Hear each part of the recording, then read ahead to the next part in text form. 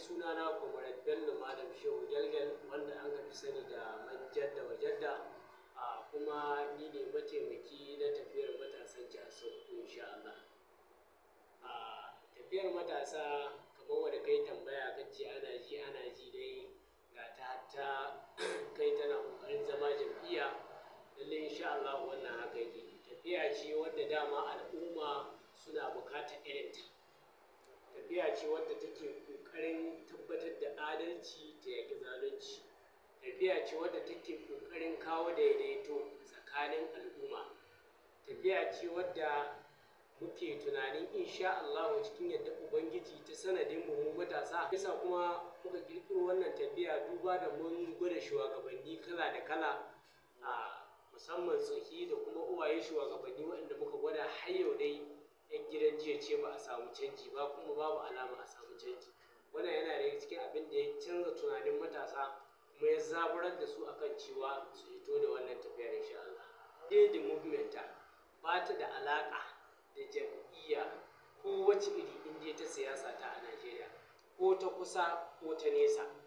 Kuma ba mu tare da duk wata jam'iyya wadda ake tunanin cewa wai za mu shiga jam'iyya domin mu yi haɗaka ko kuma wani a wannan abu ba mu tare da shi, duba da duk inda an ka juya an ka dawo duk gudata.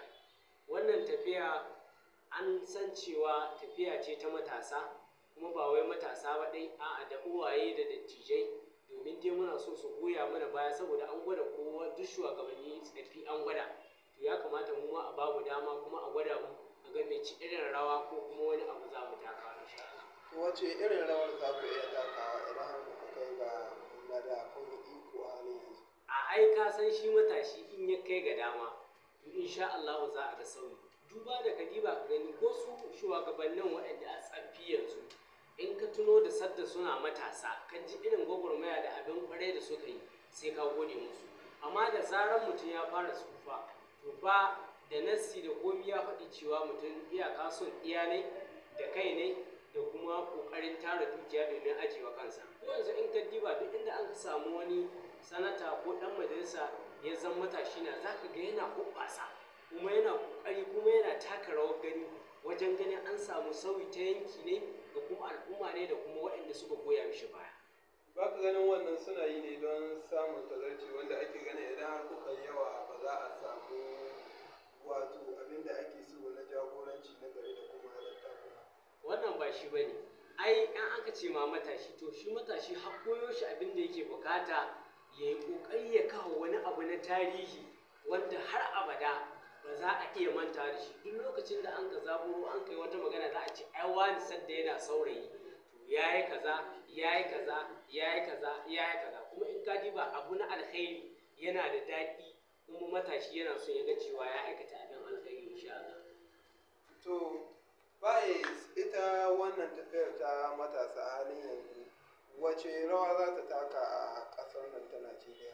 Ai tafiyar matasa in gaya ma ba a taɓa wata tafiya wadda ta shiga bakin al'umma ko kuma an ka ji ta ko'ina ba kamar tafiyar matasa. Tafiya ce wadda kowa yana bukatar ta, kuma duk inda ka zo ka tambayi mutane za ka ji suna cewa gaskiya muna son tafiyar matasa, kuma muna goyon bayanta, kuma muna mata addu'a Allah ya kai ta ga nasara. Ba ka ganin wannan kama zai kasance idan kuka samu madafun iko za ku kama yin amfani da damar nan kuna wasu harkokin sharholiya a halin yanzu? Ai ƙasanmu ceto take bukata. Ba muna neman mukamai ba ne ko kuma don wani abu mu zo mu ce a ce musu asuwa da mu, a'a mu muna bukatar halin da ƙasanmu take ciki. Yaya ƙannanmu ma za su kasance su da za su taso, balle ɗiyanmu da ƴan uwanmu da abokananmu da kuma ma waɗanda suka gabace mu, ta yaya za a ƙi da rayuwa ko kuma za a ƙariya idan aka ce wannan ƙasa tana tafiya cikin wannan hali. Ba mu hito don koyi ba sai don a samu ceto, kuma a samu sauƙi, kuma a samu walwala. Muna yi ne lalle gwadon halin da muke ciki da niyoyinmu, muna yi ne don a samu sauyi a ƙasar nan insha Allah. A ƙudurorin da tafiyar matasa suke da su, abubuwa ne da 'yan Najeriya suke bukata. Na farko 'yan Najeriya suna bukata a samu sauyi ta ɓangaren tsaro. Insha Allah duk ranar da wani matashi ya kai ga riƙon ƙasar ka, to duk inda za a shiga a kai farmaki ko a kai harka ta tsaro da shi yana iya tafiya da kai. domin dan gwagwarmaya ne, baya tsoron mutuwa, baya gudun komi, ka gane ko. Na biyu kuma kiwon lafiya, muna baƙin ciki muna jin ciwo a ce duk wani wanda an gare mu in zai yana a duba lafiyar shi sai ya je waje. Me ya kawo wannan? Rashin kulawa. ‘Ya'yanmu da ƙannenmu da abokananmu ba a kai su makarantun nan gwamnati, duba da an samu matsala, babu kulawa, kowa ya jaye saboda babu ɗaukar nauyi kuma ba a kula. Za mu ƙoƙari wajen ganin an samu tsaro, kiwon lafiya, ilimi, ruwan sha da kuma technology na zamani wanda aka cire mana wanda bamu da shi.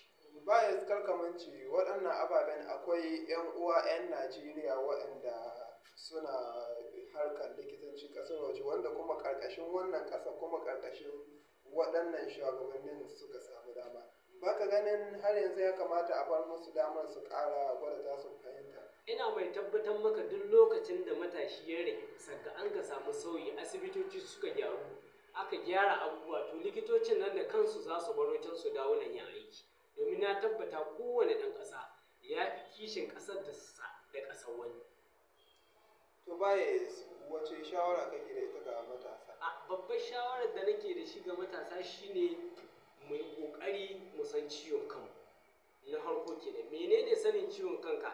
Kada ka bari wani ya yi amfani da kai don cimma nashi maradu, ba don ka ba. Ko da ya faɗa ma ya ce ai don ku zanyi ko kuma ku taho in yi don ku, ba gaskiya ba ne. Saboda ka dai san an yi ɗai an yi ba a ma iya lissafawa. Matasa ba sa samun ci gaba, kuma ko an yi ko sun goya ba an yi su ne mutane na farko na watsawa cikin kwallon shara. To a halin yanzu wani kira kake da shi ga waɗannan shugabanni? Waɗannan shugabanni namu ina kira zuwa gare su da su ji tsoron Allah, su dibi halin da al'ummar ƙasarmu suke ciki, su tausaya musu.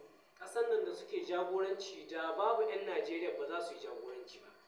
Don haka tun da 'yan Najeriya ake jagoranci yana da kyau a tausaya musu, kuma a yi musu abin da ya dace, kuma a yi musu jinƙai, kuma a taimake su.